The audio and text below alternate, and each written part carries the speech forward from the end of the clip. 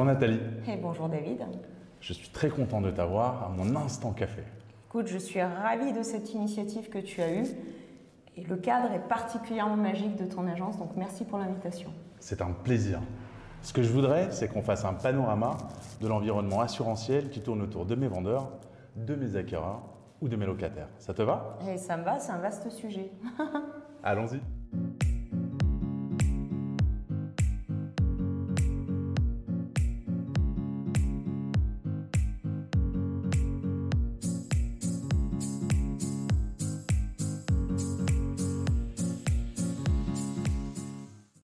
Alors Nathalie, tu es Nathalie Quesquin, agent général d'assurance. Est-ce que tu peux te présenter? Eh bien écoute, oui, je suis Nathalie, donc je suis agent d'assurance. Aujourd'hui, mon métier est d'assurer tant le particulier que le professionnel pour tous les risques qu'ils pourraient venir à subir tant sur leurs biens que sur leur personne. Avec un itinéraire professionnel un petit peu particulier. Dans une autre vie, j'étais notaire. Eh oui. Et j'ai intégré la gestion privée du groupe dans lequel je travaille aujourd'hui pendant plusieurs années avant de me lancer dans l'aventure entrepreneuriale. Et tu as deux agences. Et j'ai deux agences basées dans le sud de la France, à Nîmes et à côté de Nîmes. Ma troisième agence est ici, c'est LinkedIn. Bravo à toi. Merci. Tu sais, chez Terrazzo Immo, on a la volonté d'accompagner nos clients vendeurs, acquéreurs et locataires le plus en amont possible de leur projet et le plus en aval aussi.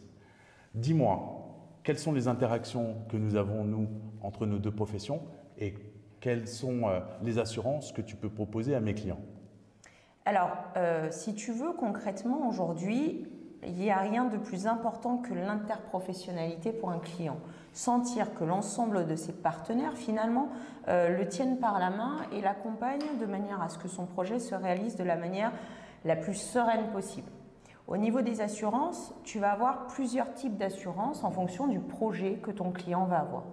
S'il s'avère que ton client achète un bien immobilier en vue de s'installer et d'installer sa famille, il va être propriétaire occupant de ce bien, que ce soit un appartement, une maison, peu importe. Dans ce cas-là, il va devoir se couvrir, lui et sa famille, en termes de responsabilité civile, pour tous les dommages qu'il viendra faire subir aux autres, et également pour les dommages que son bien viendra subir, tant le bâti que le contenu. S'il s'avère que ce propriétaire achète en vue d'un investissement et qu'il va avoir un locataire, ça sera une assurance propriétaire non occupant. Et auquel cas, en fonction du bien, une visite de ma part s'imposera de manière à m'assurer du risque que je vais assurer justement et faire en sorte que s'il venait à y avoir un dommage sur le bâti, cette fois-ci, ce propriétaire soit couvert. De l'autre côté, on va avoir le locataire qui lui aussi a une obligation de location. Il va devoir se couvrir tant pour sa responsabilité civile, encore une fois pour les dommages qu'il viendrait à faire subir aux autres, au propriétaire, mais également pour l'ensemble des biens et du contenu qu'il y a dans son appartement, dans sa maison. Il reste libre de ne pas l'assurer pour le coup si c'est un joueur, mais quoi qu'il en soit, il a cette possibilité d'assurer son contenu de son appartement, de sa maison. Tu vas voir une chose qui est très importante au tout départ de ce procédé pour toi d'acquisition, c'est l'assurance emprunteur. Bien sûr. Aujourd'hui, l'assurance emprunteur est libre. Tu peux la faire tant en banque que chez un assureur. La reprise d'ailleurs de cette assurance est possible avec des délais, des formalités, fonds, formes. Mais cette assurance emprunteur, elle vient couvrir le décès. Donc on va venir rembourser le capital restant dû à la banque avec des quotités qu'on déterminera avec la banque. Elle va venir couvrir l'invalidité, si effectivement je me retrouve dans l'incapacité de travailler, donc de rentrer un revenu, et je vais avoir beaucoup de difficultés à payer un emprunt. Et puis en fonction du client, on va pouvoir couvrir par exemple également le chômage, la situation de chômage où effectivement la personne n'a plus de revenus et se retrouve dans l'incapacité de payer son prêt.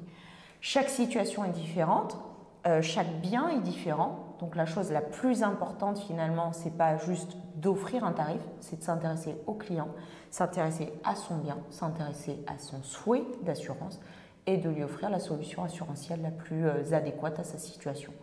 Donc on a vraiment quelque chose à faire, toi et moi, à ce niveau-là, puisque tes clients ont besoin de moi et mes clients, lorsqu'ils vendent un bien, lorsqu'ils mettent un bien en location ou parfois dans des situations malheureuses, lorsqu'il vient à y avoir une succession, un décès, il y a parfois des biens qui doivent être vendus pour malheureusement payer des droits de succession. Dans ce cas-là, effectivement, c'est avec grand plaisir que je les oriente vers toi, eu égard à la grande confiance que je t'accorde. Je te remercie. On disait avec Mylène lors du précédent Instant Café qu'on avait un maître mot, c'était l'anticipation. Quel est notre maître mot à toi et à moi? Mon maître mot, ça serait entourez-vous de vrais professionnels. C'est le meilleur moyen d'assurer, pour ne pas faire de jeu de mots, la viabilité des opérations que vous réalisez. Ça nous flatte. Avant de te quitter, je t'offre un petit cadeau. Ah, allons-y.